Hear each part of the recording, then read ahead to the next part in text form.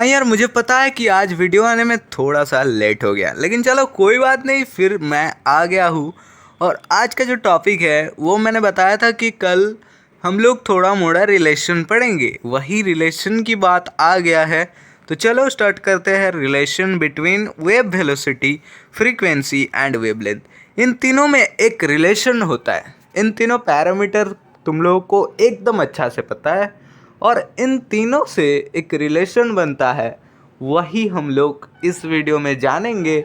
और कैसे बनता है, कैसे क्या चीज़ होता है, ये सारी चीज़ कैसे डिडक्ट होता है, वो सारी चीज़ों का क्लियर कट कंसेप्ट इस वीडियो से लेंगे।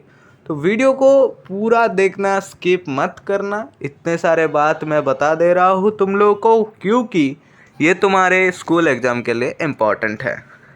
तो चलो, साथ ही साथ स्कूल एग्ज़ाम के साथ साथ तुम्हारा कॉम्पिटिटिव एग्ज़ाम के लिए भी इम्पॉर्टेंट है एज वेल एज। इससे बहुत सारे क्वेश्चन बनता है, हम लोग ये पढ़ लेंगे तो हम लोगों को न्यूमेरिकल्स थोड़ा मोड़ा आ जाएगा। इसीलिए मैंने सोचा कि इस वीडियो के बाद जो वीडियो आएगा वो न्यूमेरिकल्स के ऊपर वीडियो आएगा।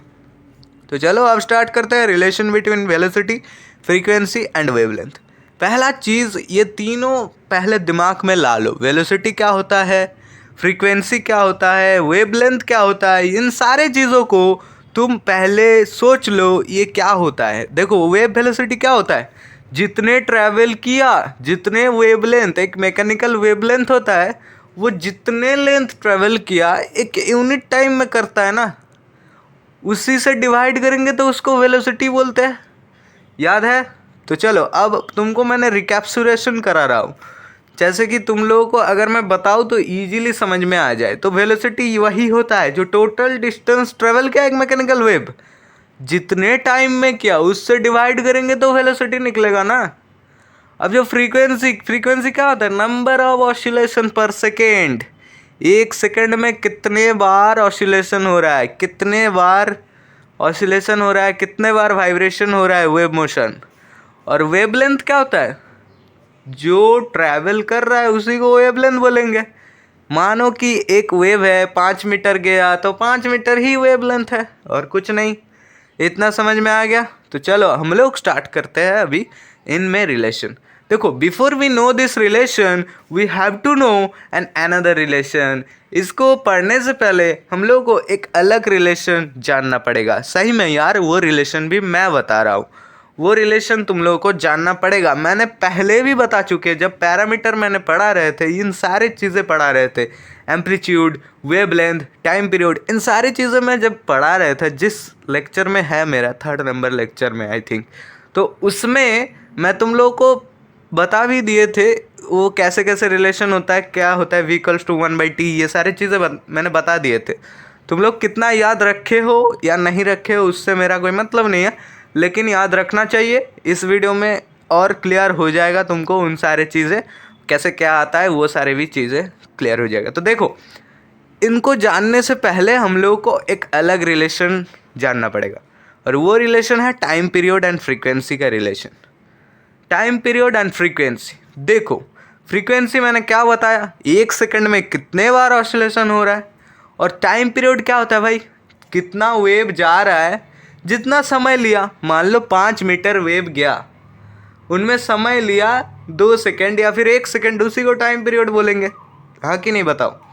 सो we know that time required to produce a complete wave, एक वेव पूरा होने के लिए जितना टाइम लगता है is equal to the time period, वही होता है टाइम पीरियड। इतना हमें पता है कि नहीं? और उसे बड़ा बड़ा टी से डिनोट करते हैं, लार्ज टी, कैपिटल टी से डिनोट करते हैं of the wave. So if time period is measured in seconds, the number of produces in t second. मान लो एक वेव गया, एक वेव हुआ, मतलब एक वेव कंप्लीट हुआ, वो भी टी सेकंड में।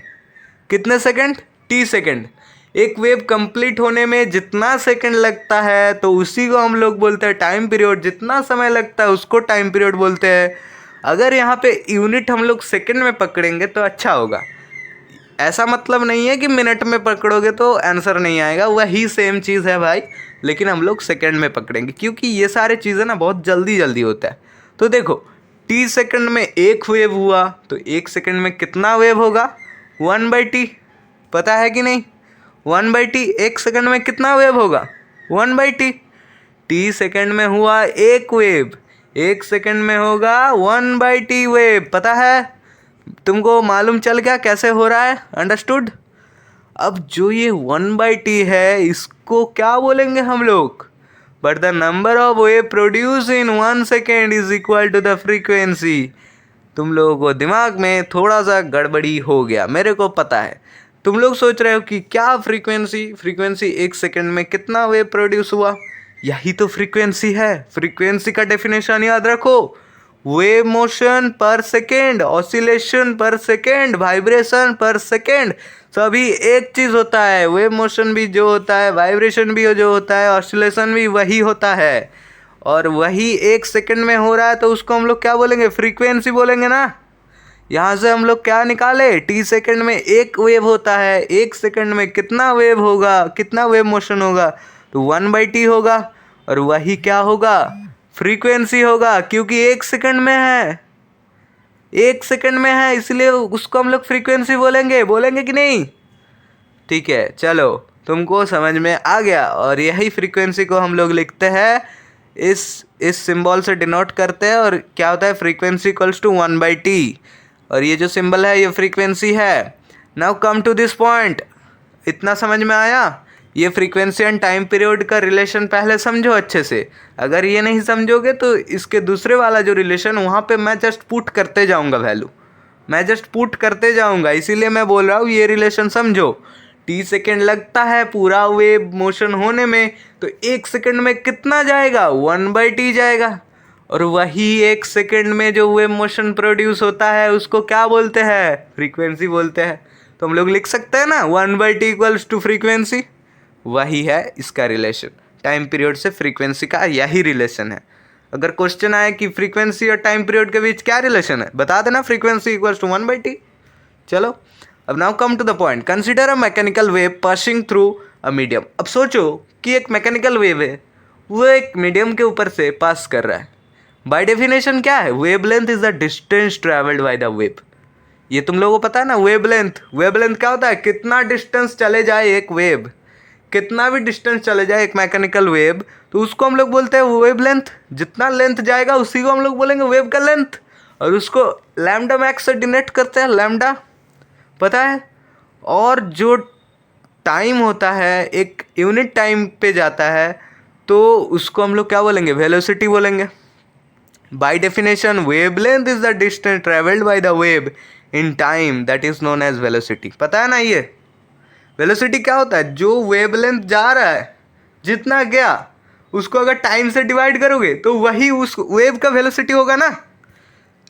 मान लो 5 मीटर गया एक सेकंड में, तो उसका वेलोसिटी क्या होगा? 5 मीटर पर सेकंड। 10 मीटर गया 2 सेकंड में, वेलोसिटी क्या होगा? 5 मीटर पर सेकंड। ऐसे निकालते हैं। जस्ट क्या होगा? जितना लेंथ गया बाई सेकंड, सेकंड से डिवाइड कर दो तो वेलोसिटी निकल जाएगा। वही हम बता रहे हैं। तो क्या देयरफॉर हम लोग क्या लिख सकते हैं? Wave velocity equals to distance travel by wave by time taken.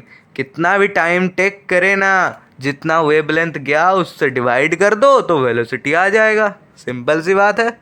अब इसको तुम कैसे डिनोट कर सकते हो? v equals to lambda by T, क्योंकि लैम्डा क्या होता है? लैम्डा होता है distance travelled by the wave, इसका मतलब वेवलेंथ होता है लैम्डा। तो यही इक्वेशन है वेलोसिटी और वेवलेंथ के बीच और टाइम पीरियड के बीच। अब देखो v equals to wavelength, velocity equals to wavelength by time. उसको अगर थोड़ा सा तुम दिमाग लगाओगे, देखो लैम्डा बाई टी है, उसके साथ अगर 1/t, यानी कि लैम्डा के साथ अगर 1/t गुना करोगे तब ना लैम्डा बाई टी आएगा। थोड़ा सा दिमाग लगाओ, अपने अंदर में थोड़ा सा दिमाग लगाओ। v equals to 1/t into lambda, ऐसे करोगे तो ही ना लैम्डा बाई टी आएगा। इसको तुम तोड़ के लिखो, just v equals to lambda by T है, इसको तुम तोड़ के लिखो, v equals to 1/t into lambda, ऐसे लिखो तो क्या आ जाएगा? 1/t हम लोगों को पता है क्या है? 1/t फ्रीक्वेंसी है। यहाँ पे देखो हम लोग लिखे थे फ्रीक्वेंसी इक्वल्स टू 1/t, तो इससे हम लोगों को क्या पता चल रहा है? v equals to frequency into wavelength. इसका मतलब velocity equals to frequency into wavelength. Wave velocity equals to frequency into wavelength. क्यों? ये जो फ्रीक्वेंसी होता है ये 1/t होता है, और हम लोग तोड़ के लिखेंगे v equals to lambda by T को, तो आ जाएगा v equals to 1/t into lambda. समझ में आया? Wave velocity equals to frequency into wavelength. बहुत सारे न्यूमेरिकल्स आ जाएगा इसके अंदर, ठीक है, हम लोग करेंगे कल। तो आई होप कि तुमको सारी चीज़ें एकदम क्लियर कट कंसेप्ट में समझ में आया। अगर तुमको नहीं समझ में आया तो फिर से देखो यार, फिर से देखो, लाइक बटन ठोक दो और सब्सक्राइब कर लो।